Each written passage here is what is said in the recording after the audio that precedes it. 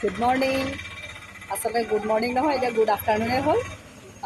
আজি মই নতুনকৈ মোৰ পাৰ্লাৰ এখন অপেনিং কৰিছোঁ। গতিকে এইখন মোৰ পাৰ্লাৰ, আৰু লগতে আজি গণেশ পূজাৰ দিনটো বহুত ভাল আছিল। সেইকাৰণে মই আজি অপেনিং কৰিছোঁ। এয়া চাওক, আপোনালোকৰ মোৰ ইয়াতে দুই এজন মানুহ আছে, তো সকলোকে এয়া আজি নিমন্ত্ৰণ দিছিলোঁ। তো আপোনালোকে চাওক, তেখেতসকল আহিছে আৰু মোৰ পাৰ্লাৰখন এইখন।